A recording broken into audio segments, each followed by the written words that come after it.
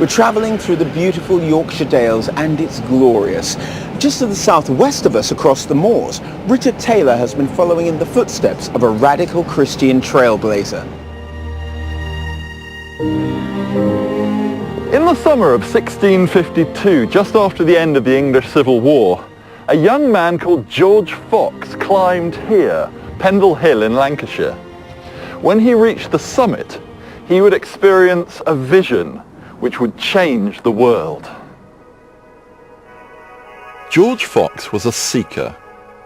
Brought up in Leicestershire, in his late teens he felt an inner voice calling him to leave home and search out spiritual truth. Fox's searches led him to some startling conclusions. God could be found not in churches and in rituals, but in the open fields and in the day-to-day.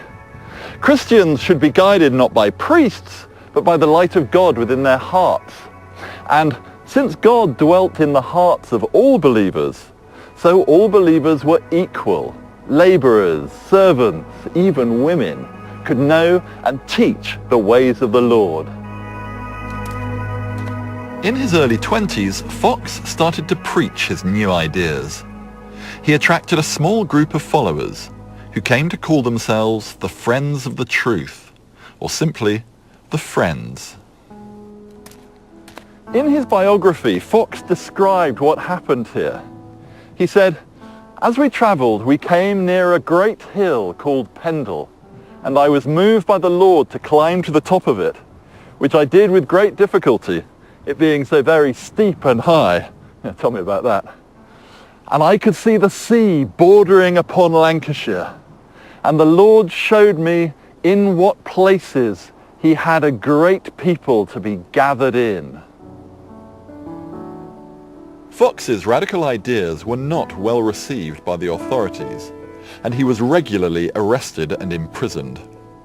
Once, Fox told a prosecuting magistrate that he should tremble before the Lord, and when the magistrate mocked him for quaking before God, the movement got a new name, the Quakers. Many thousand were attracted to this vision of what it meant to be a Christian, and in time they would build little meeting houses like this one, Farfield in Yorkshire. There's a tranquility to this place, a calm. Quaker worship was fundamentally different. There's no altar here, there's no pulpit or books or priest. Chris, what would worship have been like in a place like this? You would have found a group of people sitting on these benches for perhaps, 2-3 hours on a Sunday. Nothing apparently going on, but all waiting. And then someone would have stood up in their place and given a message that they believed had been given them by God. And to come into a place where you can just sit, no one is asking any more of you than that, is healing, I think. It's from here to the present day. Yeah, that's right. You know, we meet the Quakers probably more often than we realise.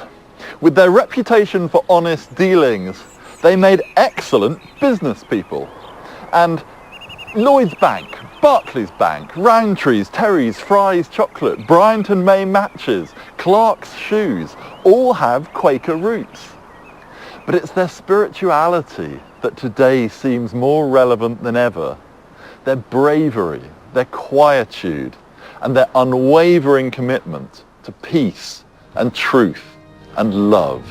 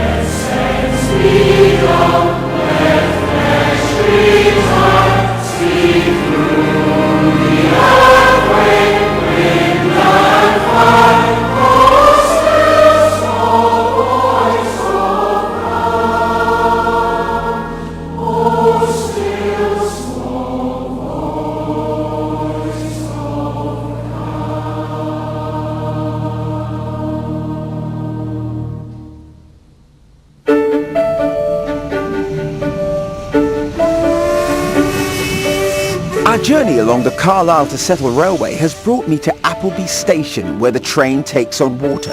It's an opportunity for me to speak to Steve, our driver. Steve, hi mate. Hi. So what is it like driving one of these things? Well, it's a real privilege because it's old school train driving. There's no safety systems as such. It's you have control of the whole machine, and if you don't control it correctly, it'll come back and bite you. Our next piece of music carries on our train theme. Ruby Turner caught the Birmingham New Street commuters by surprise with this gospel classic on BBC Music Day last year. You see the train in the yard, it is ready to make a mortal start.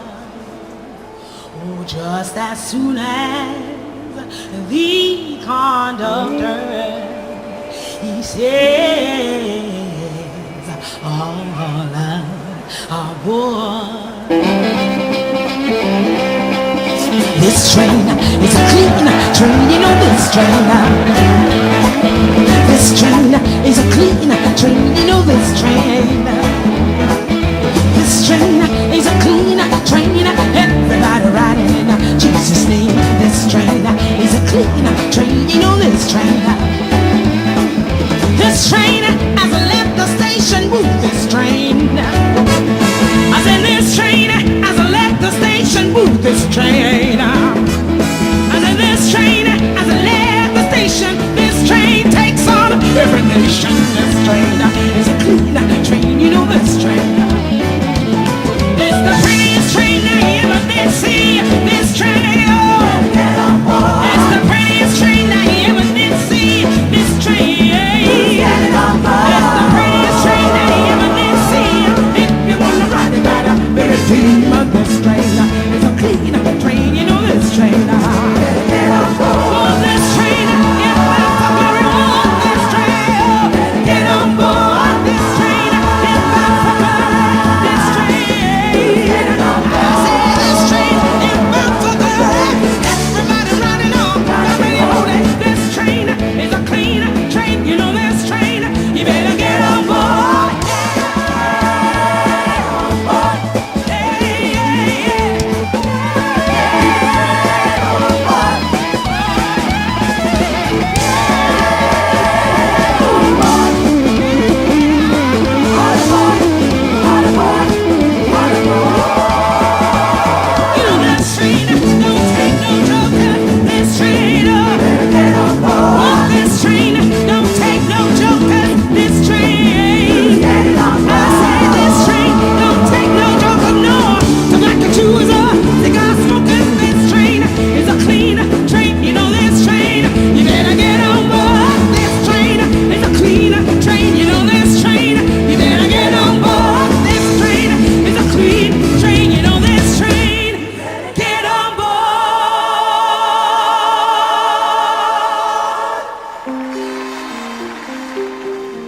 Up and down the country, betting shops are a familiar sight. And according to the Gambling Commission, 48% of us had a bet on something last year. For most, it's a bit of innocent fun. But as Kate Botley has been finding out, for some, it can lead to tragedy. Alan Lockhart was just 40 years old when he took his own life in 2010. As a teenager, he'd become hooked on slot machines. It started an addiction to gambling that he'd never shake off. Alan was a lovely boy, loved his sports. He went everywhere with us, and one of his favourite occupations was to go on the slot machines while Mum and Dad had a cup of coffee, and it all seemed very, very harmless and okay. But his childhood fascination with slot machines led to an addiction to all forms of gambling.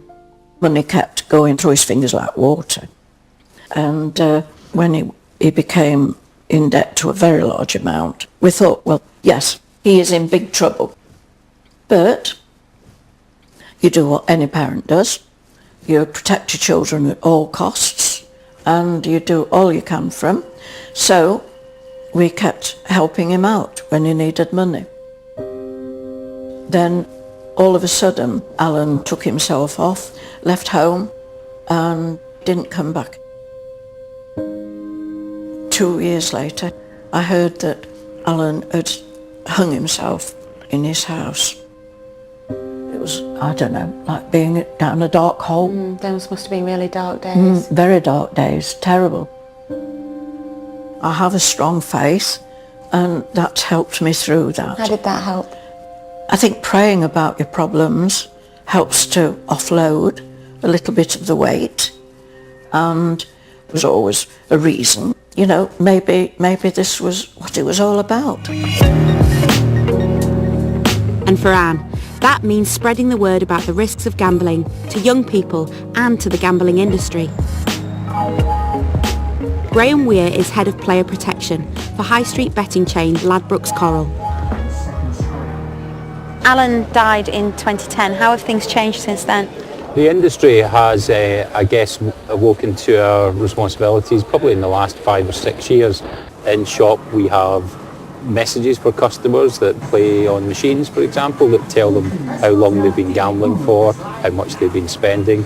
And we've also retrained all of our colleagues to spot signs of problem gambling. But some people still say an industry that earns £12 billion per year should be doing more to protect their customers. What we are looking to do is understand probably the next generation of gamblers, and we just need people to understand that gambling should be fun, and when it stops being fun, that's the time to seek help.